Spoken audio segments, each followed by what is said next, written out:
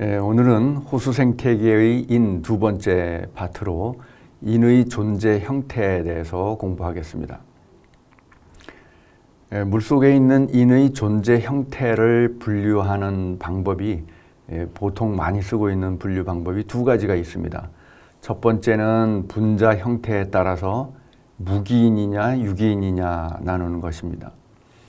유기인과 무기인의 구분은 유기탄소와 결합이 되어 있느냐 아니면은 탄소와 결합되어 있지 않느냐 하는 것을 구분하는 것입니다. 무기는 inorganic phosphoru스라고 해서 orsophosphate, polyphosphate, orsophosphate는 인산 이온 하나만 있는 것이고 polyphosphate는 인산 이온이 여러 개 결합된 거예요. 이렇게 탄소와 결합되어 있지 않은 것을 그러니까 구성 원소로 보면은 인과 산소, 수소만 있는 거죠. 그러면 무기인이고 탄소가 결합이 되어 있으면 그것을 유기인이라고 부릅니다. 그 다음에 두 번째 분류 방법은 입자의 크기에 따라서 분류하는 것입니다. 입자가 크면은 particulate라고 하고 입자가 작으면은 용존, dissolved라고 표현을 합니다. 입자의 크기를 어떻게 구분하느냐면 여과지로 여과를 합니다. 여과지를 여과를 했을 때 여과지에 걸리면은 particulate고 여과지를 통과하면은 dissolved예요. 보통 많이 쓰는 여과지가 0.45 마이크론이라고 하는 셀룰로스 나이트레이트로 만든 필터가 있고, 근데 이보다는 요즘 제일 많이 쓰는 게 유리 섬유로 만든 글래스 파이버 필터를 씁니다. 이것은 GFC라고 하는 어느 회사의 한 브랜드인데 이 브랜드가 전 세계적으로 아주 많이 쓰이고 있기 때문에 거의 뭐 커먼 네임처럼 사용이 됩니다. 이 GFC로 통과시키면은 대략 한 1마이크론 정도 이상이면은 걸러집니다. 그러니까 요거보다는 약간 큰 거죠. 1마이크론이면 어느 정도냐면 박테리아 중에서 조금 큰 박테리아는 걸러지고 작은 박테리아는 빠져나갑니다. 그러니까 박테리아도 빠져나가는 정도니까 사실은 완전히 용존되어 있는 상태는 아니죠. 박테리아 세포라고 하는 것은 세포 뭐 막도 있고 그 안에 여러 가지 세포의 오르가넬들도 있는데 그게 하나의 그냥 용존 물질처럼 빠져나가서 측정이 되는 거예요. 그래서 이 dissolved라는 표현이 정확하지 않다고 해서 요즘은 filterable이라는 표현을 쓰기도 하는데 관행에 의해서 아직도 dissolved라는 표현을 많이 씁니다. 이것은 하여간 입자의 크기에 따라서 필터를 가지고 걸러서 구분을 하는 것이고 이것은 이노게닉이냐 올게닉이냐 구분하고 그래서 두 가지 분류 방법을 합치면 네 가지가 나오겠죠. 여기도 둘로 나누고 여기도 둘로 나누고 하면서 네 가지가 나오는데 영어로 표현하자면 이렇게 됩니다. dissolved 중에서 무기인이면 dissolved inorganic phosphorus, dissolved 중에서 유기인이면 dissolved organic phosphorus, 또 particulate 중에서 무기인이면 particulate inorganic, particulate organic 이렇게 해서 네 가지로 나눌 수가 있게 됩니다. 그래서 이걸 다 합치면은 total phosphorus TP라고 부릅니다. total phosphorus라고 부르는데 여기 보면은 세 가지밖에 없죠. dissolved inorganic이 있고 dissolved organic이 있습니다. 그 다음에 particulate organic이 있는데 particulate inorganic은 없어요. particulate inorganic은 왜 없느냐 하면은 particulate이고 inorganic인 것은 어떤 형태냐 하면은 암석 조각이라고 보면 돼요. 암석 조각. 그 하천이나 이런 물은 흙탕물이 많죠. 미세한 토양 입자들이 막 떠다닙니다. 조금 비 오는 날 보면은 뭐 10마이크론 이상 되는 입자들이 굉장히 많아요. 그런 것들은 particulate form이고 inorganic form입니다. 그런데 이것은 분석이 안 돼요. 보통 우리가 측정하는 방법으로 측정할 때 측정도 안 되고 또 있다고 하더라도 암석 속에 있는 인은 잘 용해되지 않기 때문에 생물이 이용할 수 있는 인이 아닙니다. 생물이 이용할 수 없는 인이죠. 그러니까 조류도 이용할 수 없고 분석할 때도 분석도 안 되고 하니까 여기서 빼놓은 겁니다. 그래서 조류가 이용할 수 있고 분석이 가능한 형태는 이렇게 DIP, DOP, POP 세 가지다. 그 중에도 양을 보면은 DIP가 한 10%밖에 안 되고 나머지는 오르게닉 폼으로 존재합니다.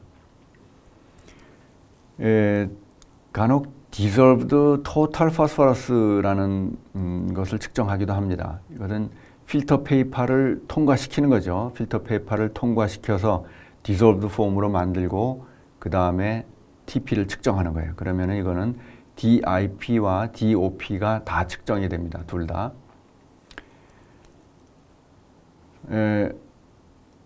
그러니까 필터한 다음에 TP를 측정하면 이 두 가지가 다 측정이 되는데 그러면 DOP는 어떻게 측정하느냐 하면 DOP는 DTP를 측정한 다음에 DIP를 또 측정합니다. DIP는 용존 무기인이죠. 그러니까 필터를 한 다음에 측정을 하면은 DIP가 측정이 돼요. 그래서 DTP에서 DIP를 빼주면은 DOP가 측정이 됩니다. 계산이 됩니다. 그래서 DOP만 따로 측정하는 방법은 없어요. DOP만 따로 측정하는 방법은 없고 DTP를 측정하고 DIP를 측정해서 그 차이로부터 우리가 그 값을 DOP라고 표현합니다. 그 다음에 POP는 따로 필터를 해서 필터 페이퍼를 측정하는 경우도 있고 또는 TP도 측정하고 DTP를 측정했으면은 이 차이가 POP가 된다. 이렇게 해서 존재 형태는 대략 세 가지로 이렇게 나눌 수 있다는 거죠. 자, 존재 형태를 하나씩 좀 더 자세하게 보도록 하죠. 제일 먼저 DIP, Dissolved Inorganic Phosphorus.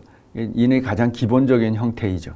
가장 기본적인 형태인데, 그 이온을 orthophosphate라고 부르는데, 이는 대부분 이 orthophosphatE 형태로 존재합니다. 자, 어떤 형태냐면, 인 하나의 원소에 산소가 이렇게 4개가 붙어 있습니다. 원자 하나에 산소 원자 4개가 결합이 돼서 결합이 되어 있는데 하나는 해리가 되지 않고 3개는 이렇게 그 산의 형태로 존재할 수가 있습니다. 그러니까 음이온이 되면은 여기에 이제 프로톤이 붙는 거죠. 프로톤이 붙어서 3개가 붙을 수가 있는 그런 형태가 돼요. 이렇게 그 orthophosphatE 정인산이라고 번역을 하는데 정인산의 경우에 몰리브데이트라는 물질이 들어오면은 이것과 결합을 합니다. 몰리브데이트와 결합을 잘해요. 그 인을 분석하는 방법이 대부분이 이 몰리브데이트를 이용하는 것입니다. 몰리브데이트와 결합해서 얼마나 인이 있는지를 측정을 하는데 몰리브데이트를 그냥 물 속에 넣었을 때 결합해서 반응을 하면은 그걸 전부 DIP라고 간주합니다. 실제로는 전부 DIP가 아닐 수도 있습니다. 어쩌면은 인이 여러 개가 붙어 있었는데 몰리브데이트 넣고 시약을 넣는 과정에서 일부가 떨어지는 경우도 있어요. 또는 그 어떤 유기물이나 또는 무기물 표면에 흡착이 돼 있었는데 이게 떨어져서 반응을 하는 경우도 있고 뭐 이런 것들은 이제 전부 합쳐서 측정합니다. 그래서 그 시료를 여과한 다음에 그 물 속에 있는 인 중에서 몰리브데이트와 반응하는 인, 그것을 반응성 인, 영어로 reactive phosphoru스라고 썼는데 이걸 번역을 반응성 인이라고 번역을 한 겁니다. 이 reactive phosphoru스를 측정을 하는데 그래서 이 DIP를 soluble reactive phosphorus라고 표현하는 게 더 좋다. 그러니까 dissolved inorganic인지 뭔지 잘 모르니까 우리가 어쨌든 몰리브데이트를 넣어서 반응을 하는 걸 측정했다 이런 뜻입니다. 몰리브데이트와 반응하는 것을 측정했다. 그래서 그 더 정확한 표현이 SRP다라고 해서 어떤 논문에는 SRP라는 말을 쓰고 어떤 사람은 DIP라는 말을 쓰기도 하고 그렇습니다. 이 DIP는 기본적으로 물속의 조류가 바로 흡수할 수 있는 형태예요. 쉽게 분자가 작으니까 조류 세포 안으로 바로 들어올 수 있는 그런 형태입니다. 그래서 biologically available이라는 표현을 쓰는데 이건 뭐냐면 생물이 이용 가능하다. 생물이 이용하려면 생물 세포 내로 들어와야 되는데 식물 플랑크톤 세포 내로 잘 흡수될 수 있는 인이다. 그래서 biologically available phosphorus라고 부르는 겁니다. 이런 비슷한 개념은 또 농작물에서도 씁니다. 토양에서. 토양에 인이 많이 있지만 강력하게 흡착이 돼 있으면 식물이 이용을 못하죠. 그래서 쉽게 잘 떨어져 나와서 식물이 흡수할 수 있는 형태가 얼마나 되는가 하는 것이 농작물 분야에서 보는, 토양에서 보는 biologically available phosphorus입니다. 물에서는 대부분이 also phosphate예요. 자, 인은 산소 4개와 결합이 되어 있고 4개의 산소 중에 3개는 전하를 가지고 있죠. 그래서 산이 될 수가 있습니다. 그래서 H3PO4는 그 phosphoric acid, 영어로 phosphoric acid라고 하고 우리말로 인산이라고 합니다. 인산, 이 인산은 해리가 될 수 있습니다. 그래서 마이너스 1가 이온이 되고 해리가 되고 그 다음에 한 번 더 해리 될 수 있습니다. 한 번 더 해리 되면은 마이너스 2가 이온이 되고 또 한 번 해리 되면은 마이너스 3가 이온이 되고 그런데 이 해리가 얼마나 되느냐 안 되느냐 하는 것은 pH에 따라서 결정됩니다. 이 인산은 강산이 아니에요. 황산이나 염산 같은 강산은 이 화살표를 양방향으로 그려놓지 않습니다. 일방향으로 그려놓죠. 모두 다 해리 된다. 그런데 약산의 경우는 해리도가 낮아요. 그래서 일부는 해리 되기도 하고 다시 산이 되기도 하고 이렇게 그러는 거죠. 만일 pH가 낮아져서 이 프로톤이 많이 증가한다. 그러면 어떻게 되겠어요? 평형이 좌로 이동하죠. 그래서 산이 거꾸로 만들어집니다. 또 pH가 높아지면 해리가 되겠죠. 해리가 돼서 산이 프로톤을 만들어냅니다. 그래서 pH가 높아지면은 그 오른쪽 물질이 많아지고, 즉 포스페이트가 많아져요. pH가 낮아지면은 인산 쪽이 많아지고, 이렇게 pH에 따라서 변화한다는 거죠. 그럼 얼마나 해리가 되는가 하는 것을 요 첫 번째 해리 평형, 두 번째 해리, 세 번째 해리의 평형상수를 보면은, 평형상수라는 것은 해리되지 않은 산과 해리된 짝염기의 농도의 비율입니다. 이 농도의 비율. 그러니까 해리가 잘 되면은 이 값이 커지고 해리가 잘 안 되면 작아지는 거죠. 자, 여기 보면은 10의 마이너스 3승, 8승, 13승 이렇습니다. 작다는 뜻은 해리가 잘 안 된다는 거죠. 그러니까 세 번째 해리는 잘 안 된다는 뜻입니다. 10의 마이너스 13승. 첫 번째 해리는 10의 마이너스 3승. 평형상수가 큽니다. 그러니까 첫 번째 해리는 잘 된다는 뜻입니다. 그래서 보통 중성에서 어느 정도 해리가 되어 있느냐. 여기 보면 pK가 2.1, 7.2, 12.7 뭐 이렇게 되어 있죠. 그러니까 중성에서는 pH가 이 pK 값과 비슷합니다. 두 번째 pK와 비슷해요.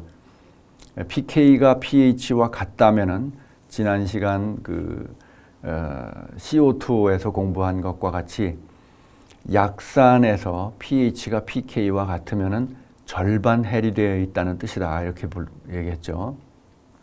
그래서 중성 pH에서는 이 두 번째 해리 평형이 절반 해리되어 있는 겁니다. 절반.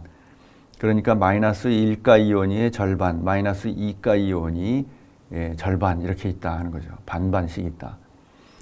그래서 pH가 pK와 같은 한 7.2 정도 되면은 이 1가 이온과 2가 이온이 반반 존재한다.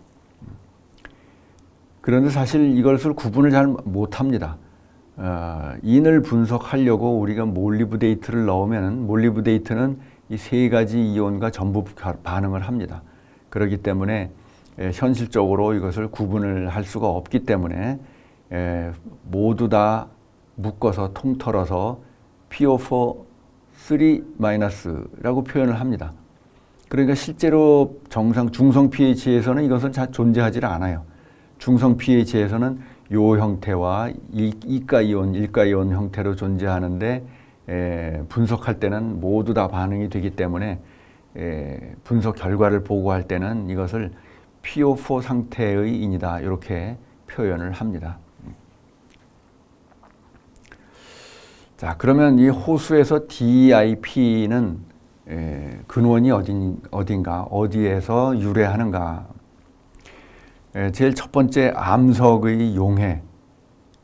이것은 내추럴 소스인데 굉장히 양이 적어요. 암석이 뭐 잘 안 녹죠. 그러니까 아주 미량이고, 그런데 그 비료와 퇴비가 들어가면은 양이 급증합니다. 그래서 물속의 인이라고 하는 것은 거의 다 인간의 교란에 의해서 만들어낸 인간이 버린 물질이다 이렇게 보면 돼요. 왜냐하면은 암석의 용해에서 만들어진 내추럴 백그라운드가 너무 작으니까 물속에 인이 있다고 하면은 인 농도는 결국 수질 오염이다 이렇게 보면 된다는 거죠. 인은 다 인간이 만들어낸 거다. 인 농도가 높으면 뭔가를 많이 버렸다. 동물의 배설물에 들어있다. 동물은 음식을 먹으면은 인과 질소는 그대로 배설이 됩니다. 소변, 대변으로 배설이 되죠. 그 다음에 어떤 유기물이든 간에 뭐 동물이 분해를 하건 미생물이 분해를 하건 분해가 되면 거기서 인이 나옵니다. 또 그뿐 아니라 세제에도 포함을 시켜서 세제의 보조 성분으로 인산을 넣어서 우리가 쓰기도 합니다. 이렇게 해서 그 내추럴 소스는 매우 작고 다 그 인간이 만들어낸 물질이다 하는 거죠. 그 중에서 그 하수 처리장 방류수에 인이 많이 들어있어서 많은 하천이나 호수를 부영양화 시킵니다. 자, 하수 처리장 방류수, 하수 처리를 했는데 왜 거기에 인이 들어있느냐? 하수 처리 공정에는 1차 처리, 2차 처리, 3차 처리 공정 이렇게 나눕니다. 보통 하수를 2차 처리까지 합니다. 2차 처리가 생물학적 처리예요. 그 생물학적 처리는 유기물을 미생물이 산화시키는 겁니다. 유기물을 먹고 산화시켜서 그 유기탄소는 CO2로 만들어요. 그 CO2는 공기 중으로 휘발해 나가죠. CO2는 공기 중으로 휘발해서 나갑니다. 하수처리장에서 없어지는데 이는 어떻게 되어 있느냐 하면은 이는 항상 산소 4개와 결합되어 있는 물질이기 때문에 음이온을 띠고 있는 물질이기 때문에 휘발이 안 됩니다. 유기물은 산화돼서 기체상으로 휘발이 되는데 이는 휘발되지 않기 때문에 그 물속에 남는 거예요. 그래서 생물학적으로 유기물을 막 분해하는 그런 처리를 하고 나면은 그 방류수에는 인과 질소가 그대로 남아 있습니다. 인과 질소가 남아 있어서 DIP의 농도가 높다.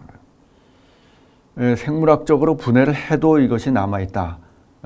똑같은 현상이 어디서 나타나느냐 하면은 가축 분뇨를 가지고 퇴비를 만들어도 그 속에 있는 인은 없어지지 않고 그대로 잔류합니다. 자, 두 번째 DOP입니다. 용존 유기인인데 이것은 크기로 봐서 한 1마이크론 이하의 유기탄소와 결합되어 있는 인이죠. 자, 원래 올소포스페이트가 이렇게 생겼죠. 인 하나는 항상 산소 4개와 결합이 되어 있습니다. 항상 완전히 산화된 상태로 존재해요. 산소가 없는 단소 상태의 인도 있습니다. 암석 중에 토출이 돼서 나오기도 하는데 지표에 노출되면 곧바로 산화됩니다. 성냥 머리에 보면은 인이 들어있죠. 그 인을 충격을 조금만 주어도 불이 붙습니다. 그런 식으로 산화가 아주 잘 돼요. 그래서 인은 이렇게 산소 4개와 늘 결합이 되어 있다. 그런데 생물이 이걸 흡수해 가지고 DNA를 만들고 또 인지질을 만들면은 여기에 유기탄소가 붙습니다. 유기탄소가 붙어서 붙어 있는 상태가 되죠. 예를 들면은 글루코스에 이렇게 인산기가 붙어 있는 이런 것들이 유기인인 거예요. 유기탄소가 붙어 있다. 그런데 1마이크론 이하 정도 돼야 필터를 통과합니다. 그러니까 dissolved라는 이름이 붙으려면은 1마이크론 이하의 작은 사이즈다. 보통 아주 작은 박테리아를 제외하고는 1마이크론 이하는 세포가 터진 겁니다. 진핵세포, 식물의 세포 이런 것들은 세포가 파괴돼 가지고 그 안에 있는 그 여러 가지 오간 세포 소기관들이 이제 유출이 되죠. 또 세포막도 파편이 만들어지죠. 이런 것들이 물 속에서 퍼져 있으면 이걸 이제 DOP라고 부릅니다. 그런데 이 DOP는 항상 물 속에 있는 그 인 중에서 많은 양을 차지합니다. 그러니까 물 속에 있는 인은 세포가 죽어서 막 부스러진 다음에 쪼개진 다음에 이렇게 그 유기탄소가 붙어 있는 상태로 물 속에 존재한다는 거죠. 그런데 유기인은 그 생물이 이용할 수 없느냐 하면은 그렇지 않습니다. 생물이 이용할 수 있습니다. 조류세포는 인산을 이용하기 위해서 그 알칼라인 포스파테이즈라는 효소를 만들어요. 효소를 만들어서 요 사이를 끊어낸 다음에 식물 플랑크톤하는 조류의 경우는 유기탄소는 필요 없으니까 이 포스페이트만 흡수를 합니다. 물론 일부 이렇게 분자가 작은 것들은 같이 흡수를 할 수가 있어요. 그런데 여기 분자가 큰 그 세포에 파편이 붙어 있다 그러면은 여기를 끊어가지고 인산기만 흡수하는 거죠. 이렇게 해서 그 DOP는 DIP로 금방 분해돼서 흡수가 잘 됩니다. 그래서 DOP는 수중인의 저장소다, 레저보어라는 표현도 씁니다. 뭐냐면은 생물은 DIP를 필요로 하니까 DIP를 얼른 흡수를 하는데 DIP가 많이 부족해지면은 물속에 많은 양이 남아있는 DOP를 분해해서 쓴다 하는 거죠. 그 다음에 세 번째로 POP입니다. POP는 필터 페이퍼에 걸러지는 것이요. 그러니까 Particulate Organic Phosphorus. 이거는 살아있는 세포거나 아니면은 그 식물의 잔해, 식물이 분해돼서 아직 잘게 쪼개지지 않은 그런 것들을 여기 포함이 됩니다.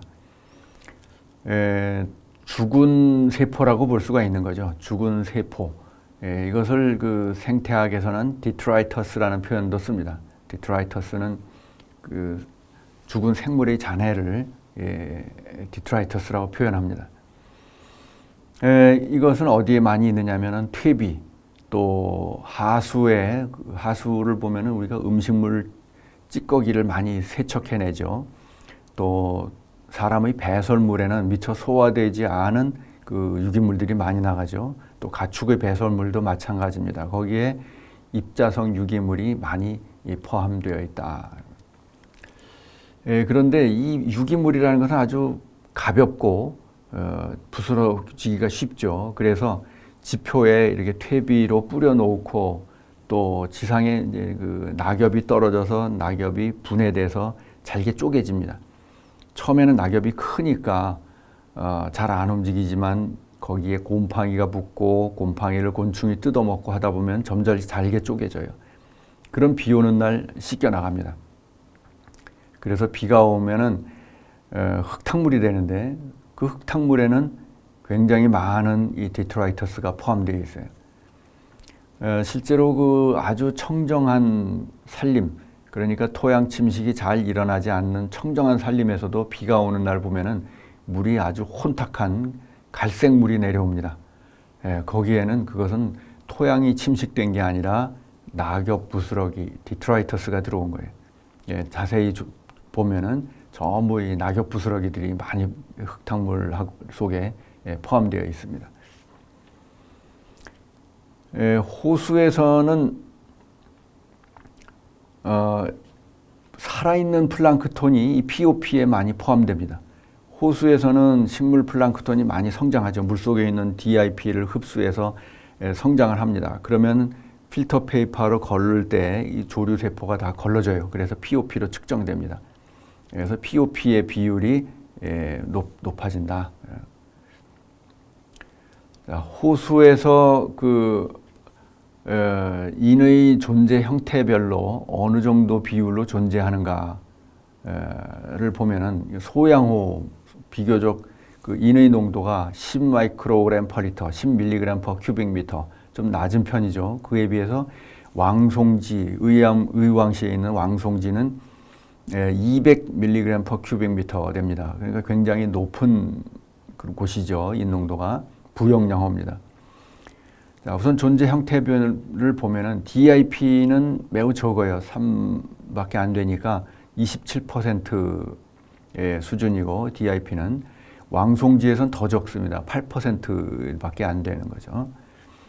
그 다음에 DOP가 어느 정도 한 30% 정도 존재하고 POP가 한 40%, 45% 존재합니다. POP는 뭐냐면 이 플랑크톤이란 말이죠. 살아있는 플랑크톤. 이게 이제 5mg per 큐빅미터 정도 되는데 왕송지에서 보면은 POP가 170, 여기 150 이렇게 되어 있습니다. 이건 뭐냐 하면은 조류가 엄청나게 많이 성장한 거예요. 조류가 성장하면서 그 식물 플랑크톤이 물속에 있는 DIP, DOP를 다 흡수했습니다. 다 빨아들였어요. 다 빨아들여서 먹었기 때문에 물속에 있는 DIP, DOP는 적고 POP가 매우 많아지는 그런 현상을 보인다. 그래서 인의 존재 형태의 비율은 조류가 얼마나 성장하는가 여기에 따라서 이 비율이 달라진다. 조류가 많이 성장하면은 물속에 용존 형태의 인은 줄어든다. 용존 형태의 dissolved form은 줄어들고 particulate form으로 바뀌는 거죠. 이게 다 흡수해 들였기 때문에. 그런데 그 인의 근원을 설명할 때 매우 중요하게 보는 것이 이 축산 분뇨 그리고 퇴비입니다. 자, 축산 분뇨는 인질소 칼륨의 비율을 여기다 표현을 해놨습니다. 왜 이게 필요하냐 하면은 농경지에 비료를 뿌려줄 때 질소를 제일 많이 필요로 합니다. 그 다음에 질소가 다 충족이 되고 나면은 그 다음에 소량의 질소의 뭐 한 10분의 1 정도의 인이 필요해요. 그 다음에 소량의 칼륨이 필요합니다. 그래서 비료에 보면은 질소, 인, 칼륨 이런 순서로 함량이 표시되어 있어요. 함량이 표시되어 있어서 그 비율을 보고 내 토양에 필요한 적절한 그 비료를 준다 이렇게 그 선정을 합니다. 자, 그런데 질소와 인의 비를 한번 보세요. 질소와 인의 비 여기서는 무게비입니다. 무게비로 보면은 앞서 그 제한 영양소의 레드필드의 NPB를 보면은 한 7대1 정도 됐죠. 무게로 보면 한 7대1, 7대1, 10대1 정도로 비율로 질소를 더 많이 필요로 합니다. 그런데 이 분뇨를 보면은 질소와 인의 농도가 거의 같아요. 자, 거의 같다는 뜻은 뭐냐면 거의 같다는 뜻은 실제로 식물은 질소를 7배 더 많이 필요로 합니다. 7배 더 많이 필요로 하는데 같은 양이다. 같은 양이다 하면은 이걸 가지고 비료를 주면 어떻게 되느냐 하면은 비료를 주면은 이는 7배 더 많이 들어갔다 이런 뜻이 되는 거죠. 보통 농업 분야에서 나오는 조사한 결과를 보면은 우리나라 화학 비료와 퇴비를 뿌려주는 그 시비량을 보면은 이는 질소에 비해서 한 5배 정도 과잉 시비되어 있다. 이렇게 한 4배 정도 과잉 시비되어 있다. 이렇게 보고들이 많이 나오고 있습니다. 이렇게 되는 이유는 뭐냐면 이 축산 분뇨의 인 질소 비율을 보면은 생물체 조성과 불일치한다는 거죠. 질소는 생물체 조성에 비해서 좀 적은 편이고 인은 많은 편이다. 그러니까 이걸 가지고 뿌려주면은 인이 과잉으로 들어가서 과잉으로 이용되지 못한 인이 비 오는 날 그대로 씻겨 나가서 부영양화의 원인이 된다는 거죠. 근데 이 퇴비를 가지고 이 축산 분뇨를 가지고 퇴비를 만들면 어떻게 되느냐? 퇴비를 만들면은 이 인의 함량, 상대적인 인의 함량이 점점 더 높아집니다. 그건 왜 그러냐 하면은 퇴비를 만드는 분해 과정에서 유기물이 썩으면은 제일 먼저 탄소가 날아갑니다. CO2가 돼서 공기 중으로 날아갑니다. 그 다음에 질소가 암모니아가 된 다음에 암모니아도 역시 좀 날아갑니다. 암모니아는 그 분뇨에서 보면은 암모니아 냄새가 나죠. 휘발된다는 뜻입니다. 암모니아가 휘발돼서 날아가고, 그런데 이는 기체상이 없다고 했죠. 이는 그 마이너스 이온으로 되어 있기 때문에 물에 의해서 강력하게 붙잡히고 토양의 양이온과 강력하게 결합을 합니다. 그래서 이는 끝까지 남습니다. 그러다 보니까 퇴비를 만들기 위해서 이 축산 분뇨를 오랫동안 썩히면은, 썩히는 과정에서 탄소가 제일 먼저 날아가고 그 다음에 계속 질소가 날아가고, 그래서 CNB는 계속 증가하고 CPB는 감소한다는 얘기는 뭐냐면은 이는 계속 높아진다는 거죠. 질소는 점점 탄소는 점점 줄어들고, 그래서 인 함량이 계속 높아진다, 이런 현상이 나타납니다. 그래서 퇴비가 그 농사짓는 작물을 키우는 데는 좋지만 이 호수의 부영양화에서는 아주 중요한 요인이 된다는 거죠. 오늘은 인의 존재 형태에 대해서 공부했습니다.